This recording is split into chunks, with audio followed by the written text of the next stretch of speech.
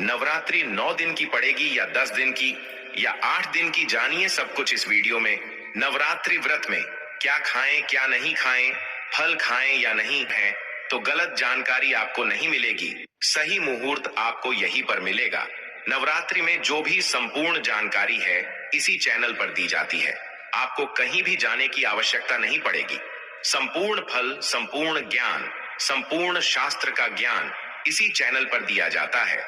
तो आइए जानते हैं नवरात्रि कब है, मुहूर्त क्या है, क्या खाएं क्या ना खाएं। तो देखिए, चैत्र नवरात्र शुरू हो रहे हैं साल 2025 में 30 मार्च से। अब देखिए, ऐसे में तिथि जान लीजिए पहले की कन्फ्यूजन ये है कि कहीं 29 को तो नहीं है। चैत्र नवरात्र कलश स्थापना का शुभ मुहूर्त मिलेगा कि नहीं मिलेगा? देखिए, 30 मार्च को मिलेगा क्योंकि तिथि प्रतिपदा प्रारंभ हो रही है। शाम में 29 मार्च को शाम में 4:27 पर और प्रतिपदा की तिथि समाप्त होगी 30 मार्च को दोपहर में 12:39 पर। 30 तारीख को ही रविवार का दिन है। हम घट स्थापना करेंगे। घट स्थापना का शुभ मुहूर्त यहीं पर नोट कर लीजिए। चैत्र नवरात्रों में घट स्थापना का शुभ मुहूर्त 30 मार्च को सुबह 6:13 से सुबह के 10:22 तक है। बहुत ही अच्छा समय है। अवधि 4 घंटा 8 मिनट की समय अवधि है। तो इस समय अवधि में आप घट स्थापना कर सकते हैं। इतना समय सौभाग्य से मिलता है, आप समय निकाल कर घट स्थापना कर सकते हैं। अब कई लोग घट स्थापना अभिजीत मुहूर्त में करते हैं, तो अभिजीत नोट कर लीजिए। दोपहर में देखिए 12:01 से 12:50 लगभग 50 मिनट की समय अवधि है। तो ये 2 शुभ मुहूर्त हैं घट स्थापना के, नोट कर लीजिए। किस दिन माँ की किस स्वरूप की पूजा आराधना करेंगे आप? जैसा मैंने बताया, 30 मार्च को प्रतिपदा की तिथि है, तो घट स्थापना 30 मार्च को ही होगी। माँ शैलपुत्री स्वरूप की पूजा आराधना 30 मार्च को करेंगे। रविवार का दिन है। ये नवरात्रि का दूसरा दिन 31 मार्च को है। आज के दिन माता ब्रह्मचारिणी स्वरूप की पूजा करते हैं। सिंधारा दूज मनाई जाती है आज के दिन में, आज ही के दिन में। देखिए, माँ चंद्रघंटा की भी पूजा आराधना हो जाएगी। तो एक दिन में 2 माताओं की पूजा आराधना इस बार हो रही है। इस वर्ष चैत्र नवरात्रि 30 मार्च 2025 रविवार से शुरू होंगे और 9 दिनों का यह पावन पर्व 6 अप्रैल 2025 सोमवार को समाप्त होगा। क्योंकि इस बार नवमी और अष्टमी तिथि एक ही दिन पड़ रहे हैं। 6 अप्रैल 2025 दिन रविवार को ही अष्टमी और नवमी दोनों दिन एक साथ पड़ रहे हैं। आप इसी दिन कन्या पूजन कर सकते हैं। जो लोग सप्तमी को कन्या भोज करते हैं, तो वह लोग 5 अप्रैल दिन शनिवार को कर सकते हैं। दोस्तों, जो भक्त सच्चे दिल से माता रानी की पूजा आराधना करते हैं और उनकी भक्ति में लीन हो जाता है, तो माता रानी उसकी सच्ची भक्ति से उसकी पुकार अवश्य सुनती है। और जो इच्छाएं उसके मन में होती हैं, तो माता रानी उसे वो सब कुछ देती हैं जो उसको चाहिए होता है। माता लक्ष्मी दोनों हाथों से धन की वर्षा करती है। माँ दुर्गा उसी पर अपनी कृपा दृष्टि बनाती है जो नवरात्रों में खास तौर पर माता की सेवा में लग जाता है। देखिए, माता की सेवा में आपको बिल्कुल भी कंजूसी नहीं करना है। दिल खोलकर माता रानी की सेवा करें। जितना हो सके माँ को प्रसन्न करने में लग जाएं।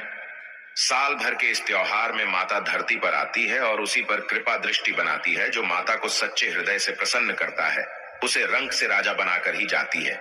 फिर चाहे वो राजा हो या भिखारी, माँ की नजरों में वो सबसे बड़ा है जिसकी भक्ति में प्रेम, आस्था और माँ के प्रति सच्ची लगन हो। इसीलिए माँ की भक्ति में आनाकानी ना करें। दोस्तों, एक बार सच्चे हृदय से कमेंट बॉक्स में लिखें जय माता दी। और हम देखिए, माता की सेवा में आपको बिल्कुल भी कंजूसी नहीं करना है। दिल खोलकर माता रानी की सेवा करें। जितना हो सके माँ को प्रसन्न करने में लग जाएं। साल भर के इस त्योहार में माता धरती पर आती है और उसी पर कृपा दृष्टि बनाती है। जो माता को सच्चे हृदय से प्रसन्न करता है, उसे रंक से राजा बनाकर ही जाती है। फिर चाहे वो राजा हो या भिखारी, माँ की नजरों में वो सबसे बड़ा है जिसकी भक्ति में प्रेम, आस्था और माँ के प्रति सच्ची लगन हो। इसीलिए माँ की भक्ति में आनाकानी ना करें। दोस्तों, एक बार सच्चे हृदय से कमेंट बॉक्स में लिखें जय माता दी। और सबसे पहली बात, नवरात्रि में हम एक माटी के प्याले में जौ भरते हैं ताकि हमारे घर में सुख शांति बनी रहे और माता प्रसन्न हो जाए। जौ जब हरे भरे होते हैं तो घर में हरियाली आती है और सुख समृद्धि की प्राप्ति होती है। जब जौ हरे भरे होते हैं तो समस्त देवी देवता खुशियां मनाते हैं और घर की उन्नति के लिए कामनाएं करते हैं, आशीर्वाद देते हैं। हरे भरे जौ में साक्षात माता रानी अपने 9 स्वरूपों के साथ खेलती है और घर में सुखों की बारिश होती है तथा धन की बारिश होती है। और जिस घर में जौ के अंदर से हरियाली नहीं आती है, तो उस घर में पहले ही पता चल जाता है कि अब आपके घर में गरीबी आने वाली है तथा परेशानियां आने वाली है, क्योंकि आपने पूजा पाठ में कोई ऐसी गलती कर दी होगी जिसके कारण जौ में हरियाली नहीं आ पाई। देखिए, आपको बता दे, हैरानी वाली बात तो है, बिना पानी के माटी में जौ डालते ही उग जाते हैं। वो भी बिना देखभाल करें हरियाली उसमें निकल आती है।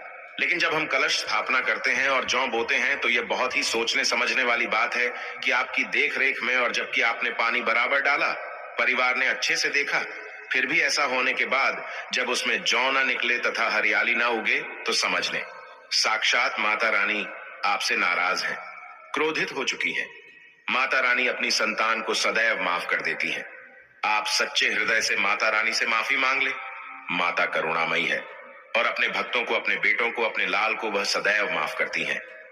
जौ में कम हरियाली आना मतलब घर में धीरे धीरे खुशियों का वास होगा और ज्यादा हरियाली आने पर धन की वर्षा होगी। तेजी से व्यापार दिन दुगनी रात चौगुनी बढ़ेगा। कई लोग जौ में डेली पानी डालते हैं, जो कि इसमें पानी नहीं डाला जाता बल्कि पानी का छींटा मारा जाता है। इसीलिए जौ सड़ जाते हैं, खराब हो जाते हैं। ऐसा ना करें और इसी कारण हरियाली नहीं आती है। ज्यादा पानी डालने से ये खराब हो जाते हैं। दोस्तों, जौ जब आपके घर में हरे भरे हो जाए तब इसमें चांदी का सिक्का या 1 रुपया का सिक्का जरूर डालें। सिक्का डालने से माता रानी प्रसन्न होती हैं और आपके घर में धन का आगमन होना शुरू हो जाता है। दोस्तों, नवरात्रि समाप्त होने के बाद हरे भरे जौ का क्या करें? पहली बात तो ये कि इसमें जो आपने 1 रुपया का सिक्का डाला है उसे आप अपने धन रखने के स्थान पर रख लें। इससे धन में बढ़ोतरी होती है। दोस्तों, और अंत में नवरात्रि समाप्त होने के बाद इन जौ में से थोड़े पत्ते माता रानी के प्रसाद के स्वरूप में पूरे परिवार को खिलाएं। इसके पत्ते खाना बहुत ही शुभ और मंगलकारी माना जाता है। इसे जो भी खाता है वो जल्दी बीमार नहीं पड़ता।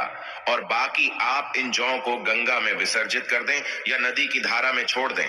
इससे आपका व्रत संपूर्ण और सफल हो जाएगा। दोस्तों, कई लोग अपने घर में अखंड ज्योत जलाते हैं और जो बाती होती है तथा तेल बाती, उसे कई लोग इधर उधर फेंक देते हैं या अपने घर में संभाल कर रख लेते हैं या फिर पानी में डाल देते हैं, जो कि इससे आपको कोई फायदा नहीं होता। जो अखंड ज्योति होती है उसे आप मामूली ना समझें। ये बुझने के बाद भी जागृत अवस्था में होती है। इसमें साक्षात माता दुर्गा का वास होता है। ये चैतन्य अवस्था में होती है, जागृत होती है। दोस्तों, नवरात्रि समाप्त होने के बाद इसके बचे हुए तेल को आप बच्चों की मालिश करने के लिए रखें और आप भी इससे मालिश करें। इससे आपकी सभी बीमारी दूर हो जाएगी और आपके ऊपर सकारात्मकता का संचार होगा। और साथ ही साथ जो अखंड ज्योति की बाती होती है उसे आप अपने बाजू में बांध लें। ऐसा करने से आपको धनी होने से कोई नहीं रोक सकता। बच्चे बड़े सभी बांध सकते हैं। इसको बड़ा करने के लिए इसमें आप कलावा बांध सकते हैं। दोस्तों, नवरात्रि में जब कलश स्थापना की जाती है तो कलश के नीचे चावल जरूर रखे जाते हैं और कलश के ऊपर एक नारियल भी जरूर रखा जाता है। ऐसे में हम इन दोनों चीजों का क्या करें, आइए जानते हैं। सबसे पहली बात, कलश के ऊपर जो नारियल होता है उसे आप कन्या पूजन में तोड़कर कन्याओं को बांट दें और आप भी माता रानी के प्रसाद के स्वरूप में खा लें। आप चाहे तो नारियल साबुत ही गंगा में विसर्जित कर दें। दोस्तों, और जो कलश के नीचे चावल रखे जाते हैं उसे आप थोड़ी हल्दी में पीला करके एक लाल कपड़े में बांधकर अपने धन रखने के स्थान पर रख लें या अपने पर्स में रख सकते हैं। इससे तेजी से धन बढ़ता है, माता लक्ष्मी की कृपा प्राप्त होती है। और बाकी चावलों को आप पक्षियों को डाल दें या गंगा में विसर्जित कर दें। और जो कलश और जौ होते हैं उसे आप गंगा में विसर्जित कर दें। ऐसा करने से नवरात्रि का संपूर्ण फल प्राप्त होता है और व्रत रखने का फल शीघ्र ही मिलता है। दोस्तों, और भूल कर भी ये गलती कभी मत करना, गंगा में कचरा आदि धूप बत्ती के डिब्बे, माचिस की डिब्बी भूल कर भी मत डालना। सड़े गले फूल गंगा में नहीं डालना चाहिए। इससे उल्टा व्यक्ति नरक में चला जाता है और परिवार में गरीबी का वास हो जाता है। गंगा मैया क्रोधित हो जाती है और श्राप देती है। इसीलिए ऐसा घोर पाप कभी मत करना। इसके पीछे एक कथा है। जब गंगा मैया भगवान शिव से शिकायत लेकर पहुंची तब भगवान शिव कहते हैं, जो मनुष्य गंगा को मैला करेगा वह कभी पवित्र नहीं कहलाएगा। वह हमेशा नरक में भटकता रहेगा, उसे मोक्ष प्राप्त नहीं होगा। वह नरक के भांति इसी पृथ्वी लोक में भ्रमण करता रहेगा। इसीलिए गंगा को मैला नहीं करना चाहिए। नहीं तो आपका समस्त पुण्य नष्ट हो जाएगा, आपका पुण्य भूत पिशाच को प्राप्त हो जाएगा। दोस्तों, अगर आपको माता रानी की चुनरी उपहार में मिली है, जैसे जागरण आदि से या किसी पंडाल से या धार्मिक यात्रा से, तो ऐसी माता की चुन्नी बहुत ही शुभ मानी जाती है। इससे आपका वैवाहिक जीवन सफल हो जाता है। माता रानी की चुन्नी को आप संभाल कर रखें। इसे आप करवा चौथ पर, बट सावित्री व्रत आदि में या किसी पर्व पर, त्योहार में अवश्य पहने। इसमें माता रानी का आशीर्वाद होता है जो आपको प्राप्त हुआ है। ऐसी चुनरी सदैव संभाल कर रखें, क्योंकि माता की चुनरी जागृत अवस्था में होती है। इसे मामूली ना समझे। नवरात्रों में चाहे कुछ भी कर लेना, लेकिन यह कार्य जरूर करना। बिन पूजा पाठ के ही सारा फल मिल जाता है। आप चाहे कुछ करें या ना करें, लेकिन नवरात्रों में यह एक काम जरूर कर लेना।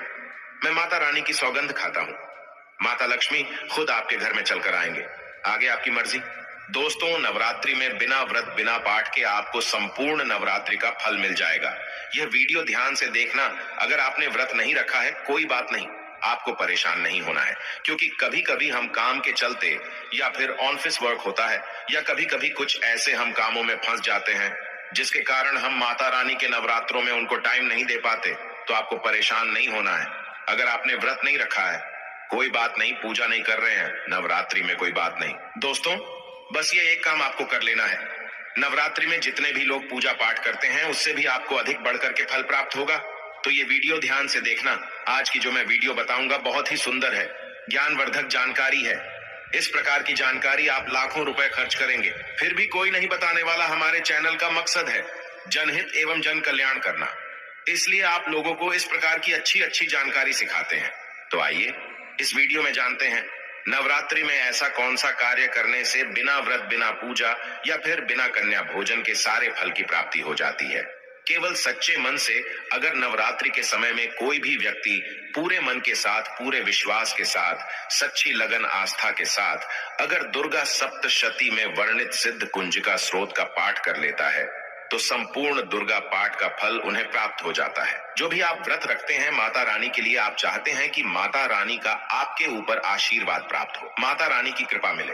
आपकी कोई अधूरी मनोकामना है, वो चाहते हैं आपकी अधूरी मनोकामना पूर्ण हो जाए। सरकारी नौकरी हेतु पितृदोष, राहु दोष, मंगल दोष, कर्ज दोष, शनि दोष, कर्ज का दोष, गरीबों का दोष मात्र पल भर में दूर होगा। तो अगर आपने नवरात्रि का व्रत रखा है, तो वो सारे फल अगर आप चाहते हैं और उसका 1000 गुना फल प्राप्त हो जाए, तो नवरात्रि के समय में दुर्गा सप्तशती का पाठ जरूर करना।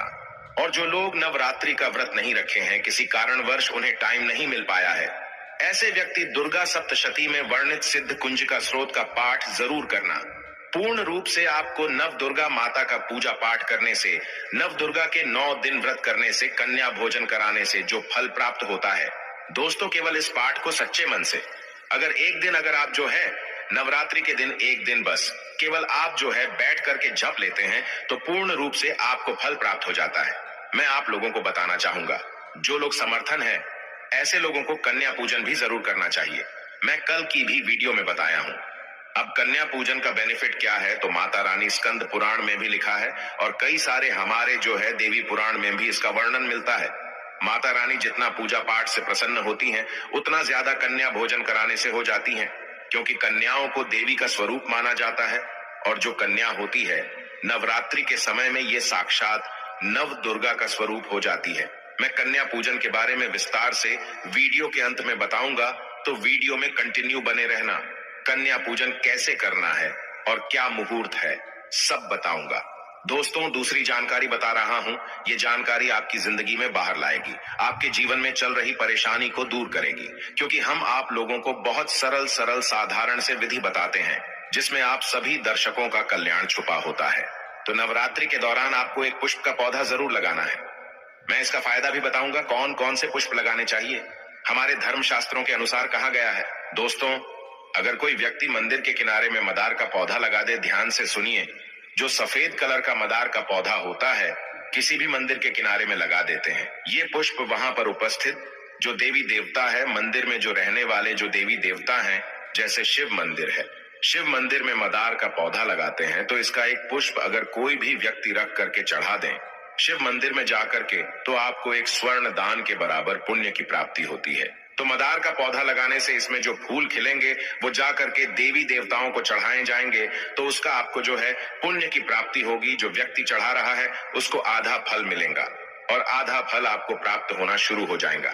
तो मदार का पौधा अगर कोई भी व्यक्ति नवरात्रि के समय में किसी भी शिव मंदिर है, माता रानी का मंदिर है, उनके समीप में जाकर के लगाता है तो अक्षत पुण्य की प्राप्ति होती है।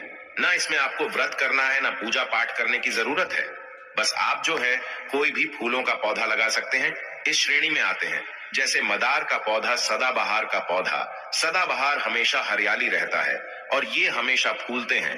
ऐसे फूल का आपको चयन करना है जो हमेशा फूलते रहें, जिसमें फल फूल आते रहें। तीसरे नंबर पर आता है कनेर का पौधा। जो कनेर का पौधा है ये देवी माँ का श्रृंगार कहा गया है। कनेर के पौधे से अगर कोई भी व्यक्ति कनेर का पौधा, सफेद कलर का अगर कनेर है तो फिर इसे अति उत्तम माना जाता है। कनेर के पौधे को पार्वती का स्वरूप कहा गया है। धर्मशास्त्रों में तो कनेर का पौधा चढ़ाने से माता रानी बहुत प्रसन्न होती हैं और गोदान के बराबर हमें फल की प्राप्ति होती है। आप चाहते हो तो गुड़हल का पौधा लगा सकते हैं। दोस्तों, मंदिर के किनारे में, देवी मंदिर के किनारे में अगर कोई भी व्यक्ति गुड़हल का फूल का पौधा लगता है तो हमारे धर्म शास्त्रों में ऐसा कहा गया है, गुड़हल के वृक्ष पर साक्षात मां जगदम्बा का वास होता है। जी हाँ, ये मैं कोई हवा में हवाई बात नहीं कर रहा हूँ, प्रमाणित बात कर रहा हूँ। धर्मशास्त्रों में भी लिखा है। आप माता रानी को 56 भोग लगाएं या ना लगाएं, कोई श्रृंगार का सामान चढ़ाएं या ना चढ़ाएं, इससे कोई फर्क नहीं पड़ता। लेकिन अगर कोई भी व्यक्ति नवरात्रि के समय में गुड़हल का पुष्प माता रानी को सच्चे मन से अगर माला पिरो करके 21 की संख्या में, 11 की संख्या में चढ़ा दी जाए तो उस व्यक्ति की वह मनोकामना पूर्ण होने से साक्षात ब्रह्मा भी नहीं रोक पाते हैं। गुड़हल का फूल माता रानी को चढ़ाने से नवरात्रि में आपने पूजा पाठ व्रत रखे हैं, पूजा पाठ कर रहे हैं, कोई बात नहीं। अगर आप व्रत नहीं कर पा रहे हैं, पूजा पाठ में टाइम नहीं दे पा रहे हैं, तो गुड़हल का फूल माता रानी को नवरात्रि के किसी भी दिन, एक दिन 21 माला पिरो करके, माला बना करके माता को चढ़ा देना, संपूर्ण व्रत का फल मिल जाएगा।